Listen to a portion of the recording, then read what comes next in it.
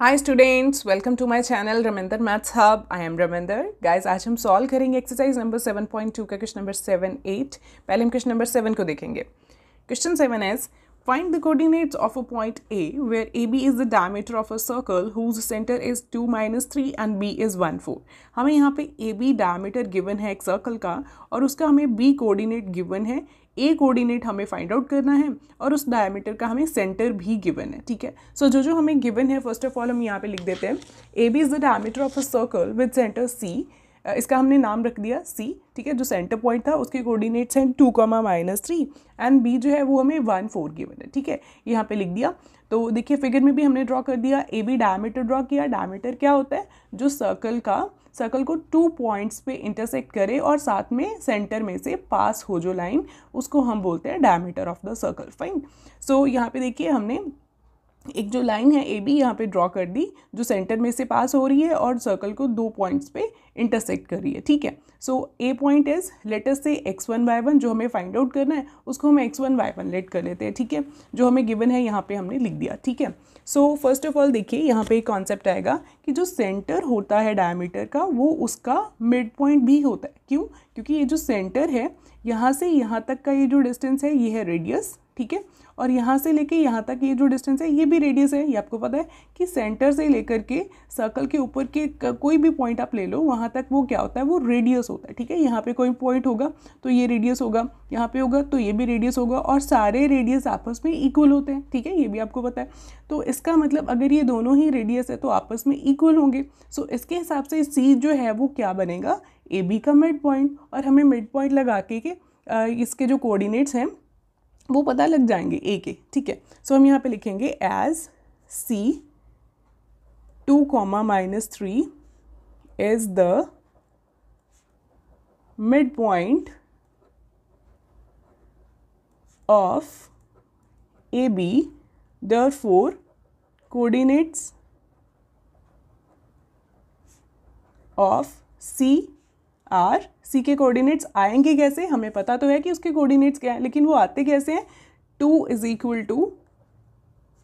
x1 + x2 divided by 2। ठीक है, ये x1 y1 हो गया और ये हमारा x2, y2 हो गया। ठीक है, ऐसे ही आता है जो मिड पॉइंट होता है वो बाकी के जो किनारे के दोनों पॉइंट्स होते हैं उनको x वालों को ऐड करके डिवाइडेड बाई 2 और y वालों को ऐड करके डिवाइडेड बाई 2 उसके कोऑर्डिनेट्स बन जाते हैं। ठीक है, सो यहाँ पे आएगा 2 = x1 + x2।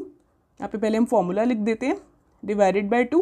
तो चाहे आप ऐसे लिख दो, कोऑर्डिनेट्स ऑफ सी आर ये इस तरह से आएंगे y1 + y2 डिवाइडेड बाई 2। ठीक है, ऐसे ही आएंगे कोऑर्डिनेट्स। तो हमें पता भी है कि सी के कोऑर्डिनेट्स क्या हैं। दिस इज x इज 2 और x1 y1 हमारा x1 is not known to us and y1 is 1/2। ठीक है, यहाँ से हम इजीली जो है x1 की वैल्यू फाइंड आउट कर सकते हैं। सबसे पहले 2 उधर जाके क्या होगा, मल्टीप्लाई होगा, क्योंकि यहाँ पे क्या हो रहा है, डिवाइड। ठीक है, सो 2 × 2 = x1 + 1। सो यहाँ से हमारे पास क्या बना, 4 = 2 × 2 = 4 = x1 + 1। तो यहाँ से x1 की वैल्यू क्या बनेगी, 1 इधर जाके माइनस हो जाएगा। ठीक है, 4 में से। सो ये हमारा x1 कितना बन गया, x1 = 4 - 1 is 3। ठीक है, तो x1 हमने इजीली फाइंड आउट कर लिया। वैसे हम y1 भी फाइंड आउट कर लेंगे। तो y1 कितना है हमारा, y1 तो नहीं नोन है। सी का कोऑर्डिनेट y कौन सा है, ये हो गया ना इसका x कोऑर्डिनेट और ये y कोऑर्डिनेट। तो y कोऑर्डिनेट क्या है, -3 = y1 + y2 that is y1 + 4/2। ठीक है, इसको भी हम वैसे ही सॉल्व करेंगे। ठीक है, ये आपको क्लियर हो गया ना।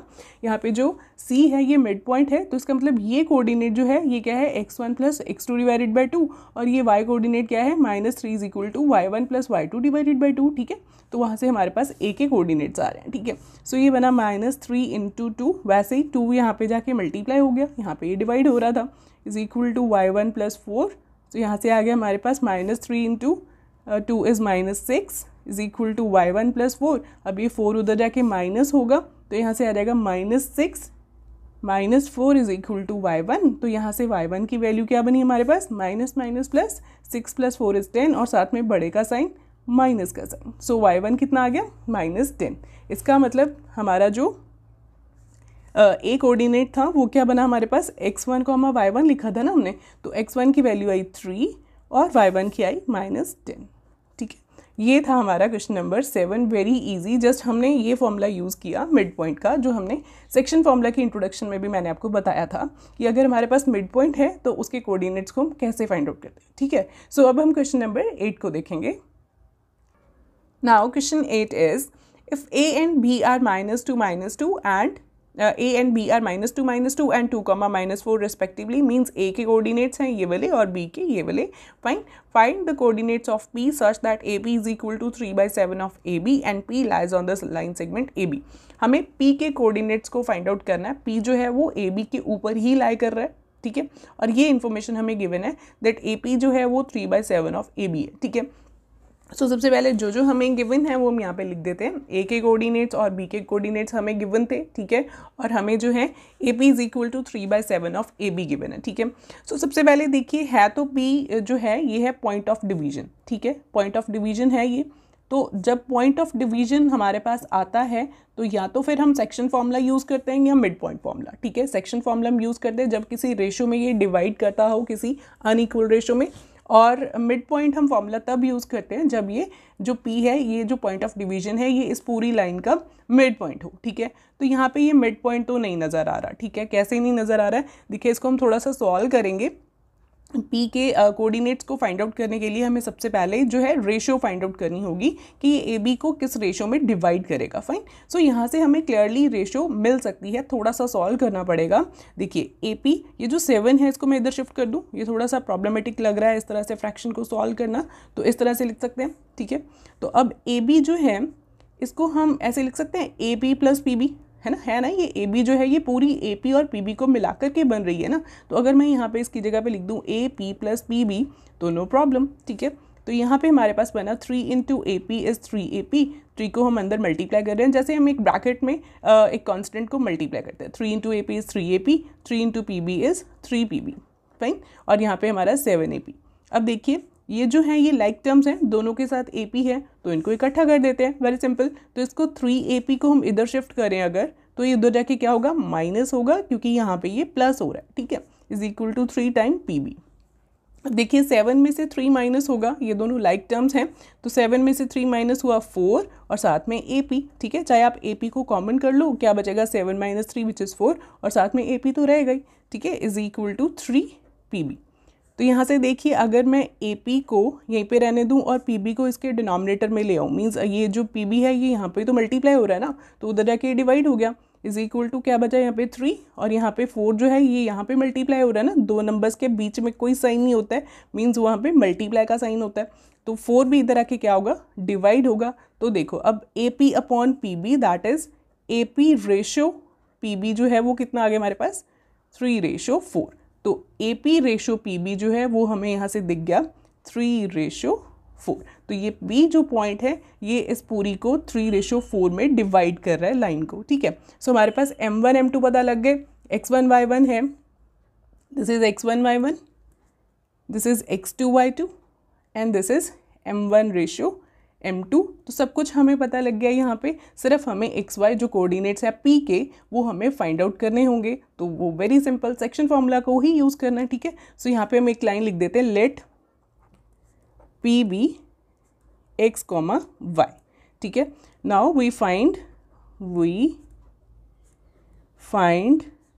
PXY यूजिंग सेक्शन फॉर्मूला, ठीक है। तो हम यहाँ पे सेक्शन फॉर्मूला को यूज़ करते हुए P के कोऑर्डिनेट्स को फाइंड आउट कर लेंगे। तो सेक्शन फॉर्मूला हमारा क्या था, section formula was X is equal to जो पॉइंट ऑफ डिवीजन का कोऑर्डिनेट है that is X1 M2 plus X2 M1 divided by M1 plus M2, और जो Y कोऑर्डिनेट है वो भी इसी तरह से वहाँ पे Y आ जाएगा, Y1 M2 plus Y2 M1 upon M1 plus M2, fine.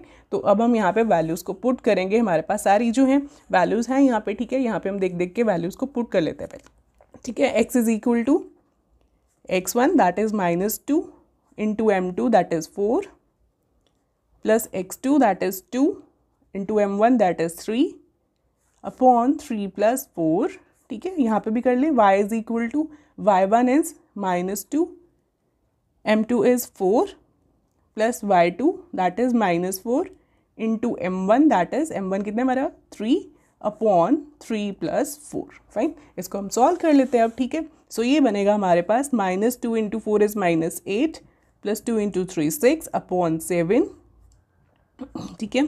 तो ये बन गया हमारे पास -8 + 6, माइनस प्लस इज माइनस, 8 में से 6 गए 2/7 और साथ में बड़े का साइन माइनस का साइन, तो x आ गया हमारे पास, ठीक है।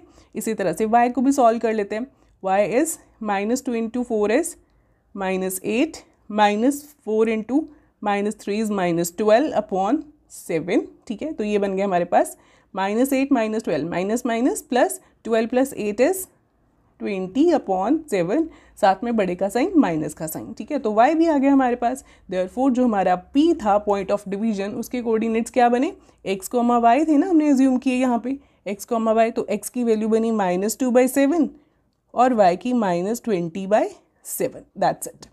ये था हमारा क्वेश्चन नंबर 8। दोनों ही बहुत सिंपल क्वेश्चंस हैं लेकिन बहुत इंपॉर्टेंट भी हैं, तो आप इसको ध्यान से एक बार ज़रूर कर लेना। अगर आपको कुछ डाउट्स हैं तो प्लीज़ कमेंट्स में लिखिए, मेरे चैनल को सब्सक्राइब करिए। Thank you so much students.